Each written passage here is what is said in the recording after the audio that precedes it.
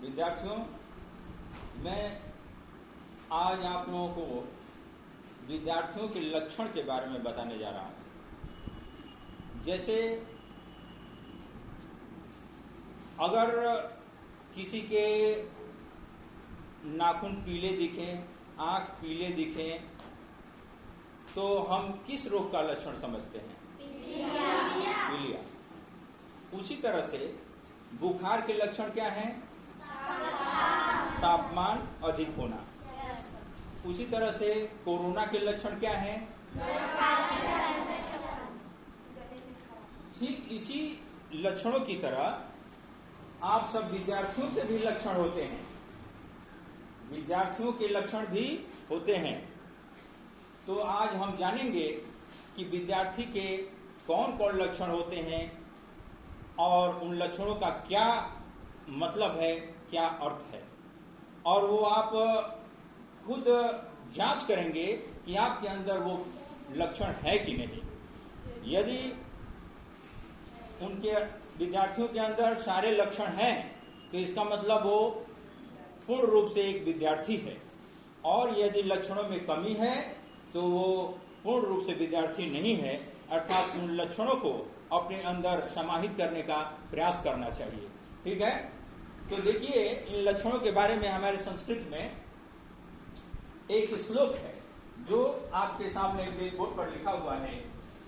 काक चेष्टा बको ध्यानम स्वान निद्रा तथैव च अल्पहारी गृह त्यागी विद्यार्थी पंच लक्षण। अर्थात विद्यार्थी के अंदर 5 लक्षण बताए गए हैं। ये 5 लक्षण हैं: काक चेष्टा, बको ध्यानम, स्वान निद्रा, अल्पहारी और गृह त्यागी। इसके अर्थ क्या हैं? काक चेष्टा अर्थात कौवे की तरह चेष्टा, प्रयास। दूसरा बको ध्यानम अर्थात बकुले की तरह ध्यान लगाना।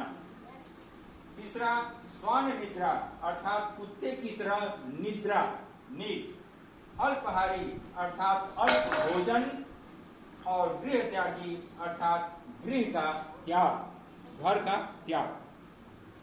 अब इसकी व्याख्या समझिए कि इन लक्षणों की व्याख्या क्या है, हम अपने जीवन में इसको कैसे समाहित करें, कैसे उतारें, कैसे समझें। काक चेष्टा, आपने कौवे को देखा होगा? Yes sir. जब हम उन्हें रोटी डालते हैं या हमारे सामने रोटी दरवाजे पर रहता है तो वो कौवा उसे बार बार पाने की कोशिश करता है, प्रयास करता है। आप उसे भगाइए, फिर भी थोड़ी देर जाकर वो लौट कर आ जाएगा और रोटी पाने की कोशिश करेगा, है ना? Yes sir. उसी तरह से इसका भावार्थ है कि विद्यार्थियों को अपने ज्ञान को पाने के लिए, अपने पढ़ाई को अर्जित करने के लिए, अपने पाठ को याद करने के लिए, गणित के सवालों को लगाने के लिए कौवे की तरह बार बार प्रयास करना चाहिए। दूसरा लक्षण है बको ध्यानम अर्थात बकुले की तरह ध्यान लगाना। यानी पढ़ाई में बकुले की तरह ध्यान लगाने का मतलब ये है कि आपने बकुला देखा होगा, और खेतों में या तालाब के किनारे आपने देखा होगा कि एक टांग पर वो खड़ा रहता है और बड़ी ध्यान से तालाब या खेत के अंदर देखता है, और जब भी उसके सामने कोई कीड़ा मकोड़ा या मछली आती है तो उसे वो तुरंत पकड़ लेता है, वो अपना भोजन प्राप्त कर लेता है ध्यान की वजह से। अगर उसका ध्यान इधर उधर भटकता रहेगा तो वो मछली को पकड़ पाएगा? नहीं पकड़ पाएगा। इसी तरह से मछली रूपी ज्ञान, यानी आपके लिए ज्ञान ही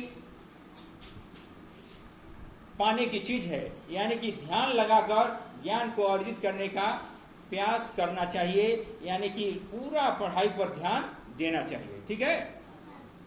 तीसरा स्वान निद्रा अर्थात कुत्ते की तरह नींद, यानी आपकी निद्रा यानी नींद बहुत ही हल्की होनी चाहिए। यानी कि मान लीजिए आप रात को सोए हैं, और सुबह 4 बजे 5 बजे उठकर विद्यार्थी पढ़ते हैं ना, अपना पाठ याद करते हैं, और आपकी नींद खुली नहीं और आप सोए हुए हैं बहुत देर तक, तो आप अपना पाठ याद कर पाएंगे? इसीलिए आपकी नींद हल्की होनी चाहिए, अर्थात सही समय पर आप जग जाएं और अपने पढ़ाई के कार्य को पूरा करें। ठीक है।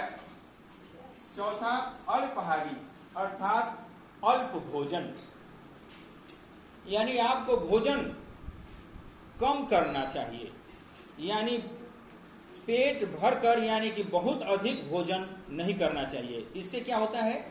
इससे आलस्य होती है। क्या होता है? आलस्य। और जब आलस्य आदमी को सताता है तो वो उसे नींद आने लगती है, उसका काम में मन नहीं लगता है।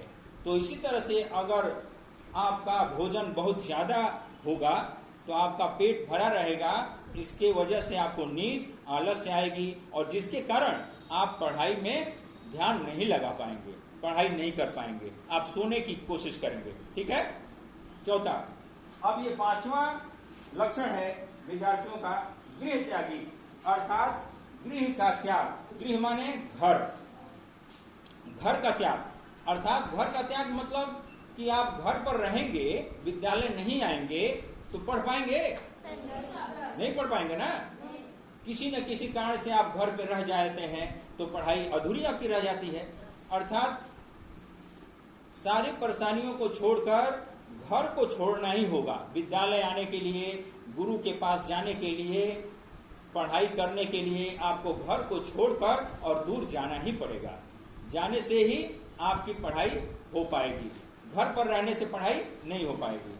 अर्थात प्रतिदिन स्कूल, विद्यालय, कॉलेज आना चाहिए और तभी पढ़ाई आपकी पूर्ण हो पाएगी। और इस तरह से आपको घर का त्याग करना चाहिए। ये घर का त्याग करने का मतलब यही है। सारी बात समझ में आ गई? कोई प्रश्न है आपके दिमाग में इससे संबंधित? बहुत बहुत धन्यवाद। इस बात का ध्यान रखिएगा, और यदि लक्षण न मिले या आप में कम रहे तो उन लक्षणों को अपने अंदर लाने का प्रयास कीजिएगा, तभी आप पूर्ण विद्यार्थी कहलाएंगे। ठीक है। धन्यवाद।